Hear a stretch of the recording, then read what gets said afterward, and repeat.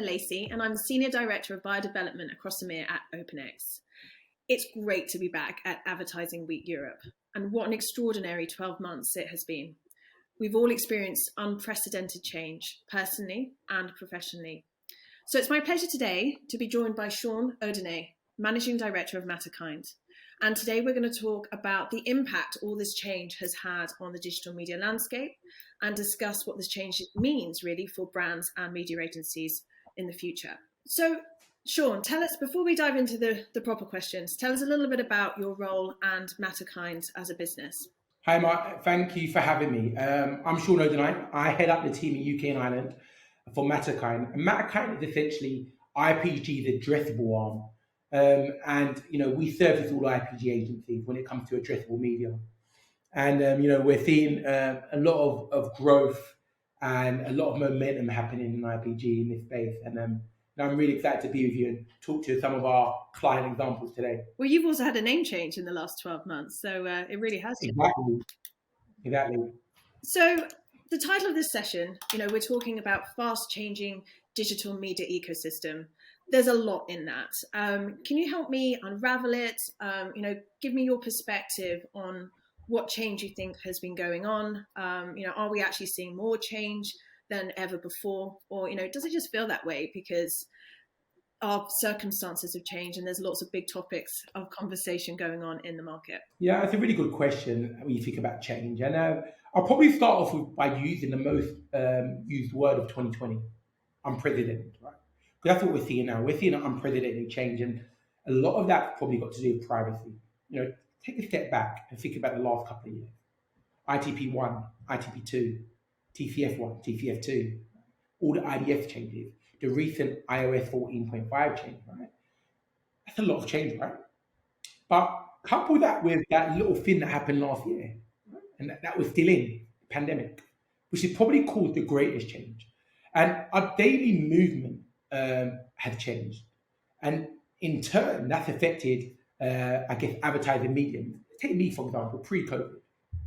Pre-COVID, I would start my day at 6 a.m. 6 a.m. commute to the office. I'm walking to the station, I'm on my mobile phone. Gaming, emails, Instagram, you name it. I go past in my local station and you've got the digital home screen. Onto the train, stop off at London Bridge. Again, another digital home screen. Onto the train to Farringdon, on my phone, still browsing, Farringdon, another digital home screen. And into the office. And then repeat for 5 days, right? Fast forward to what it's like now. 7:30 start this time, right? So a bit of a sleeping, which is good. 10K runs, not every day, but most days. Quite slowly as well, I must say. I said slowly. And I guess I'm on my jog, listen to my Spotify Premium, and I see maybe one digital home screen on top, above my Lidl. Get home, and I'm now in my room, or this room, in back-to-back Teams meetings all day. Right? And this is a fundamental change in how users interact with advertising. And there's the obvious question here, right? What do we do about it? The changing consumer movement really requires us to be agile. And using programmatic out of home in this example that I gave you on my jog, for a consumer like me, is kind of exercising that ability to be agile, where you can activate, against consumers when they're on the move, so to speak. But when you look at the pandemic, it's changed the way users are consuming content. I remember reading an article on Advertising Week, and it was headlined something like, what was it again? Daytime TV usage soars amongst at-home workers. And not only does this create additional, options for brands and consumers, it really gives us a new reality. Take my wife, for example, right? She's clocked Netflix. She's watched every show on Netflix, absolutely clocked it. And why that's, funny to some degree, it almost paints a picture of kind of where we're at now and the different dimensions of how consumers are, consuming content and what that means for our new reality. And that new reality is that, users are no longer understanding that value trade of advert to free content because they're so used to these different applications like Netflix, Spotify Premium, Disney Plus, you name the rest, right? All content where they're consuming with no ads. I So think with it's music, premium content as well. So like they want the very best in entertainment, and they want to consume the most exciting shows, and they don't want to be disrupted in their experience of it. We've totally exactly transitioned that. from linear. Exactly. Yeah. So with users to that point, so with users getting that ad-free experience without disruption, right? Coupled with all these privacy changes and all these opt-outs and everything, it just adds that level of complexity where users don't really understand, therefore don't trust their data in the hands of brands. So you know what, Emma, when I think about this, I really feel like there should be two things that we're doing right in this space. And the first is that I think we need to take a real deliberate and respectful approach to reach and communicate with the audience. And why do this? We do this at Matterkind, and we've kind of branded this whole concept conscious marketing. And the idea of conscious marketing is that it begins with empathy, where we can really understand our audiences and share stories. But empathy then leads to, I guess, action when we can create messaging that goes with that audience, right? That then leads to action. And then that action leads to a business outcome. That's the first thing we should be doing. And the second thing we should be doing, which is quite timely actually, before I go into the second thing, is just recently, over the last week, someone on my LinkedIn posted Apple's new announcement. They had a video which essentially spoke about their ATT, app transparency tracking, I think it's called. And it was all about educating users about it. And if I'm being honest with you, it had a quite negative undertone. But what they were doing, they were trying to educate kind of consumers about tracking and targeting. And to my second point, that's what I think we need to be doing. As an industry, we need to come together and educate consumers about how we use their data. So they're confident in our ability to deliver relevant advertising. Not necessarily do it like Apple did it, because like I said, it had a negative undertone, right? But we need to be able to do this right so consumers understand that value trade, right? A lot of these privacy concerns that lead to these opt-outs all is eventually just going to lead to irrelevant advertising for consumers, right? And that's not what no one wants, right? I'll give you my last personal anecdote. My electricity and gas bill last year was astronomical, and that was partly probably due to the fact that we're at home all day, right? Working from home, the heaters are on, etc. And it's been very cold this winter. Yeah, I'm a cheapskate, so I sometimes work with the heater off, and I've got blankets and hot water bottles. But I remember speaking to a friend of mine who lives at the end of my road, and he's got the same size house. I said to him, "How much do you pay for your electricity and gas?" And he told me. I was like, "Why is mine so expensive?" And he kind of said, "Who am I with?" And I won't say who I was with, but it was one of the top 5. And he said, "That's probably why." So I did what probably anyone would do. I went on a comparison website, found another vendor, found Octopus Energy. And that's not a shout out or plug. I went with them, and so far so good. But you know what really frustrates the life out of me is the fact that I got YouTube probably daily. And I'm browsing YouTube, I'm looking at videos, and I'm always seeing Octopus Energy ads, right? And what those Octopus Energy ads, they're trying to convert me. And while on one hand, that just means they need to get better at understanding their first party data so they can understand how to suppress me. But what it does, what that illustrates to me, it illustrates the new reality that we could live in. Frustrating, right? A reality where users just get irrelevant advertising because of all this change. Yeah, I mean, I think it's a really interesting sort of problem, really. On the one hand, customers and users don't want to be advertised to. They find it disruptive in theory to the content they're trying to consume. But at the same time, they want advertising to be super relevant, and they don't want to be sharing their data. So you've got all these issues kind of going against each other. Mm-hmm. And I think the market is trying to clean up the system. I mean, it leads us very nicely on into the elephant in the room, which is third-party cookies. They're going away. What is going to be the impact for that? What are your clients thinking? Do they think that are they anxious, or are they thinking actually this is a really exciting time to innovate and move beyond that kind of data? Yeah, it's a really good question. Let me start off with the opportunity, right? I remember sitting on this stage, well, not this stage, because we're on a virtual stage this year, right? Yeah. Another situation of the pandemic. Yeah. Yeah, exactly that. I remember sitting on the admin stage probably about 2 years ago. And actually, because when you think back, 2 years ago was probably the last actual physical ad week. And I was sat on stage and I had to answer a question. It was about what's my thoughts on how we measure and track campaigns in a programmatic and addressable media. And my answer to them was something like, because we are able to track impressions, clicks, lands, click-through rate, conversion, dwell time, bounce rate, and we go on, right? Because we're able to track all of that, what do? We track the hell out of everything, because even when we know it's wrong, right? And I pretty much said that, pretty much word for word, probably about 2 years ago. And I told you that to say this. I actually think there's an opportunity with this disruption to really, I guess, as an industry, be a bit more considered in how we measure and have a view on past those kind of itty bitty metrics. What is this media that I'm delivering? How is that making an impact on my client's business outcome? We could be a bit more considered. But back to the question around, what are our clients' thoughts and, what we're doing in this change. And, I want to say this. No one person or organization has all the answers. Let's look at Google with the flock, right?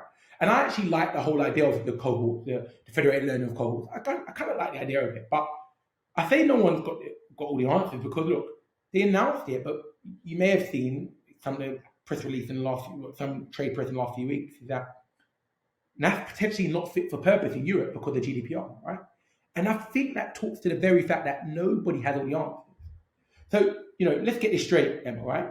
There's going to be a hell of a lot of panels this week that's going to talk about the death of the cookie, what we're going to do about it, the iOS 14 update, privacy concern. This ain't one of those panels, right? I'm not your man. It's smarter people than me, right? But what I can talk to is, what are we doing? How are we helping our clients in this space? So we've adopted a now and next approach. And the idea around the now and next approach is around, what can we do now, test right now, to future-proof our clients in this new world? And then what can we do next to test in this new world to future-proof ourselves? And the next is really important because it's going to continue to evolve what we can do, addressable IDs and different sort of IDs and graphs, etc. It's going to always evolve. And fundamentally, that's what we're doing. And, and with both approaches, when it comes to measurement and targeting, we're always going to kind of have conscious marketing at the heart of all that we do, taking a deliberate and respectful approach in reaching our consumers. Yeah, it's absolutely imperative. And I think it's going to be interesting to see how these things play out. You and I work in programmatic. The cookie has been an incredibly valuable asset, for how we target consumers and how we deliver relevant advertising and how we deliver outcomes for our, the brands that are working with us. And I think, as you say, no one has all the answers, but I think it will be a real challenge for those who do step forward and, innovate and, change the way that they've been working. And we may even see, I don't know whether you agree, but like a step back and, the power is going to go back to the most premium content and, publishers to be able to, actually really deliver the most engaging ad solutions to the users that they have who are loyal and who are sharing data legitimately. Yeah, potentially. And, I think there's nothing wrong with that.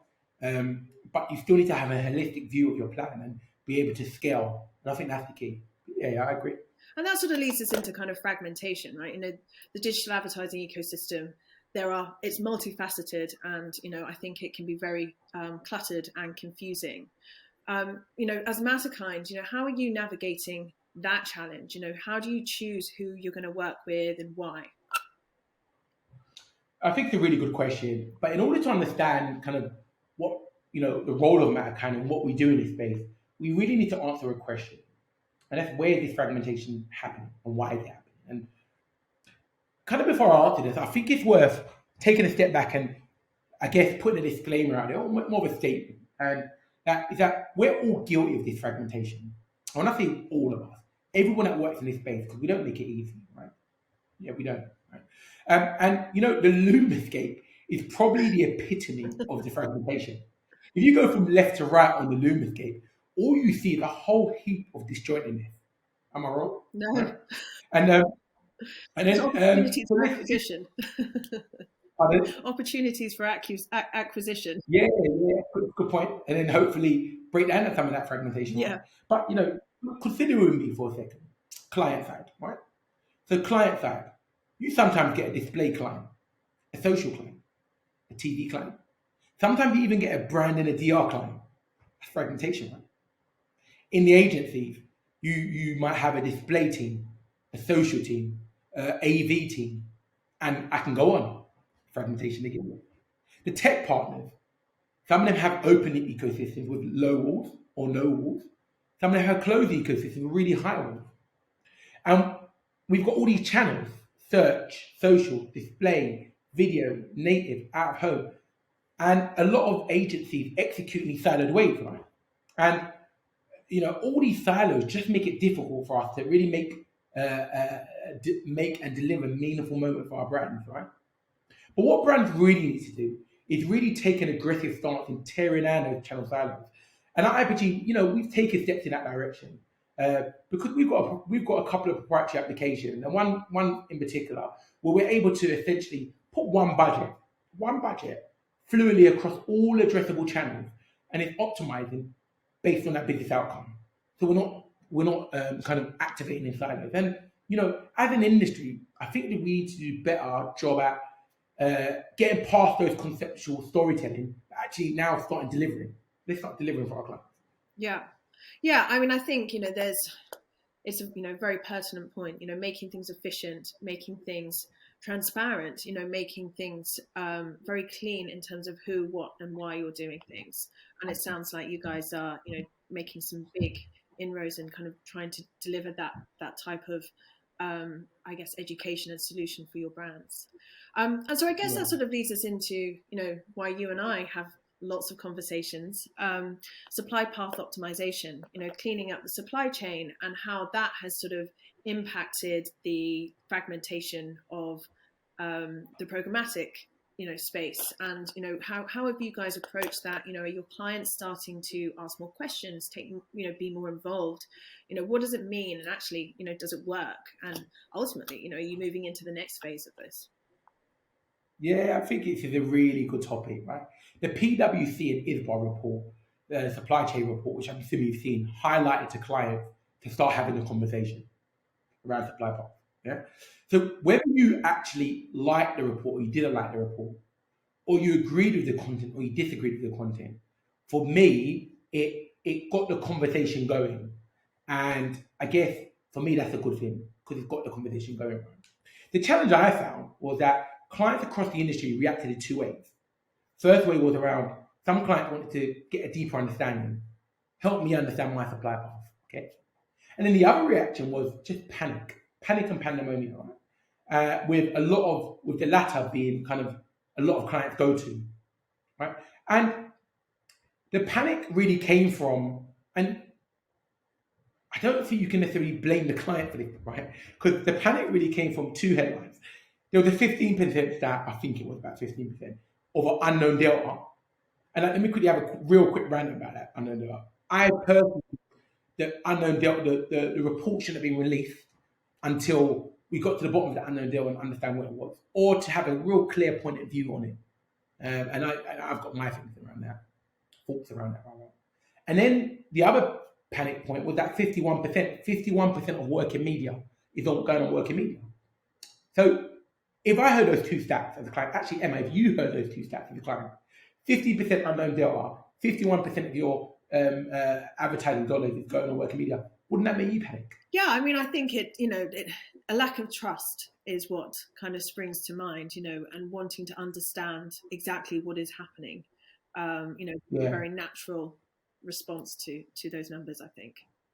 No, exactly. So for me, and I have to admit, I've had a few rants about this. So I'll try not to make this a rant, but we really need to get better at understanding the definition of the term working media. Yeah.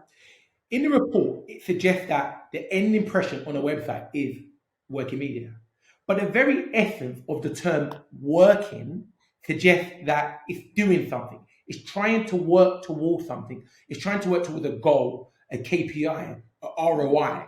So if you take a step back and you think about, if I think about, what's the last ad that I saw that really resonated with me?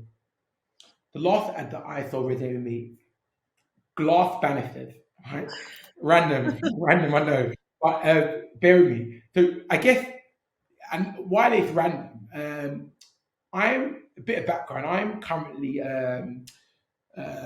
doing my loft conversion, right? And I don't know if you've ever done. I don't know if you've done a loft conversion. Well, Have you done one before? we did a massive extension just at the beginning of lockdown, number one. So we were living Okay. on a building site. So I fully empathise with your situation. Okay. So I'm not at that business. I'm not at the like building site stage at the moment. Mine's a lot of planning. I'm like, okay, if they're starting in about 4 weeks time now, 3 weeks actually now. I'm like, okay, you know, it would be really good if I'm doing a loft conversion. It'd be nice having a glass banister here and doing that. Yeah. So I can't remember.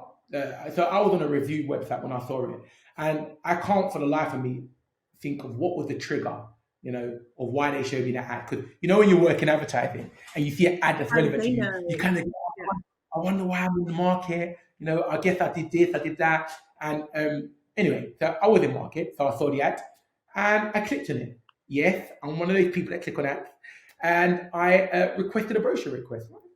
But let's take a moment and think, how did they convert me? How did they convert me into that brochure request? They probably paired up with a data company that saw that I was in market because I've searched glass banisters, right? They used the DSP so they could get me in real time, right? They probably used a contextual provider to understand that they want to get me in a moment when I'm in market. So not only in market, but in the mindset rather. So hence why they got me in a review website, right? They might have used a machine learning company, bolt-on, that you know helps to do optimization to find when you have your high propensity to purchase. They might have wanted to use a premium SSP like an OpenX, right? To you know get that premium inventory, little plug there, right? And then they converted me. But actually, consider with me all the entities that deliver that purchase. There was a DSP, there's a contextual partner, there's a data partner, right? There's a machine learning partner.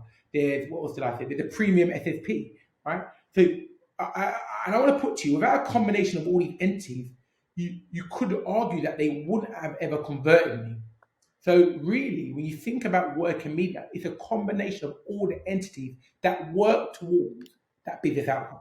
Yeah. And that's what we need to get. That's what we need to get better at. Absolutely, I think that you know we want everything, and as a consumer, we don't necessarily want to share anything. But if you think all those intermediaries you were talking about, they all also rely on the user being active and you know participating in that whole supply chain. You know whether it's sharing data, or whether it's an end act as well. You know, and we have to be thinking about the end-to-end solution from user to. You know, brand, so no, that's really and.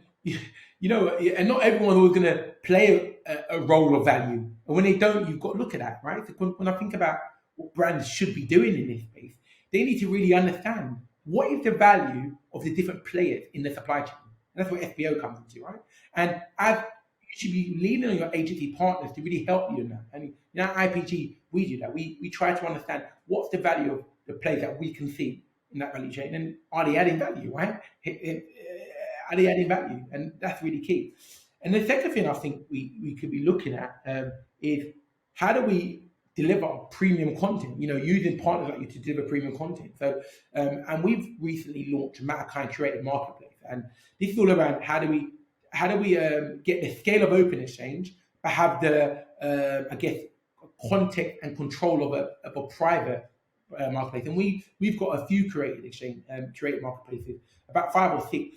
And actually, we PR'd our news one last week, which was all around how do you scale premium news? Because typically, when you're trying to buy news content, the blunt tools on content verification sometimes blocks a lot of that. So, you know, we've recently launched that, which I could talk about offline on that, or you could just probably Google it. But yeah, so yeah, it's really exciting. I think you're right. You know, being able to disseminate the content in a scalable way, but also in a relevant way. You know, where people aren't just making assumptions like news often is, where it's blocked. You know, I think it's, you know, again, it's just another era of change, and you guys are clearly evolving very quickly with that.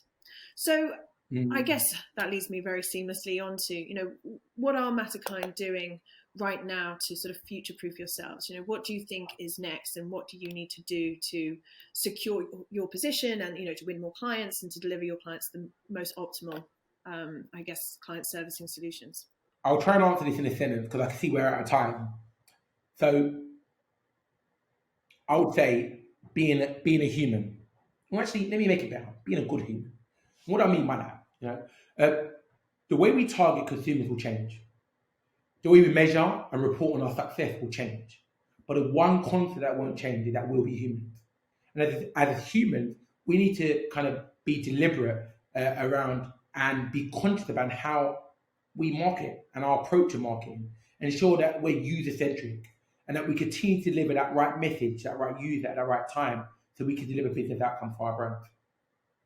Yeah, it sounds great. And I think, I guess the final thing is, you know, if there was one piece of advice that you would give to, you know, agencies or just people, you know, in our industry right now, you know, what's next? What is it that we all need to be doing better? Collaborate and integrate. If it's 2 words, that is collaborate and integrate. And I'm talking about with our clients. Collaborate and integrate. The more integrated we get with our clients, the more we're going to understand their problem and come up with a solution with them. Absolutely. Thank you so much, Sean, for taking the time out to talk to me today. It's been really informative, and I hope you enjoy the rest of Advertising Week Europe. And, you know, hopefully you and I will catch up again soon, actually in person. Thanks a lot. In person. Thank you so much for having me. It's been brilliant. Awesome.